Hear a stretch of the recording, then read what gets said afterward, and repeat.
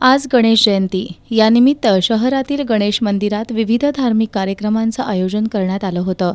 शुक्रवार पेठेतील शिवगणेश मंदिरात पहाटे अभिषेक झाल्यानंतर दुपारी शेकडो भाविक भक्तांच्या उपस्थितीत श्री गणेश जन्मकाळ सोहळा मोठ्या भक्तिमय वातावरणात पार पडला.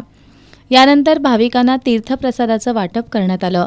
महाद्वार रोडवरील बिनखांबी गणेश मंदिरात आकर्षक सजावट करण्यात आली होती. उमा टॉकीज इथल्या ओढ्यावरील सिद्धिविनायक गणेश मंदिरातही विविध धार्मिक कार्यक्रम संपन्न झाले.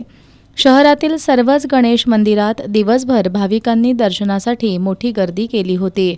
गारगोटी मार्गावरील कळंबावासियांचं आराध्य दैवत असलेल्या श्री स्वयंभू गणेश मंदिरातही गणेश जयंतीचा सोहळा आयोजित करण्यात आला होता. कळंब्यातील नरके कुटुंबियांच्या वतीनं प्रत्येक वर्षी गणेश जन्मकाळ सोहळा साजरा केला जातोय. यावर्षी या सोहळ्याचं 39वं वर्ष होतं.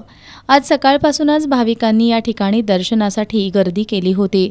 सकाळी महाअभिषेक पार पडला. त्यानंतर दुपारी 12 वाजता स्मिता कोळेकर यांच्या हस्ते श्री गणेश जन्मकाळ सोहळा झाला. यावेळी कळंबा सरपंच सुमन गुरव, उपसरपंच विकास पोवार, गव्हर्नमेंट बँकेचे संचालक शशिकांत तिवले, विद्या नरके, नंदकुमार पाटील, ज्येष्ठ पत्रकार शिवाजीराव यादव, महालक्ष्मी पाणीपुरवठा संस्थेचे अध्यक्ष सुरेश पाटील, संभाजी तिवले यांचा उमेश नरके यांच्या प्रमुख उपस्थितीत सत्कार करण्यात आला. यावेळी मानव सेवक सेकंड इनिंग होम या संस्थेला नरके कुटुंबियांकडून 5,000 रुपयांची मदत देण्यात आली. यावेळी भाविकांनी महाप्रसादाचा लाभ घेतला.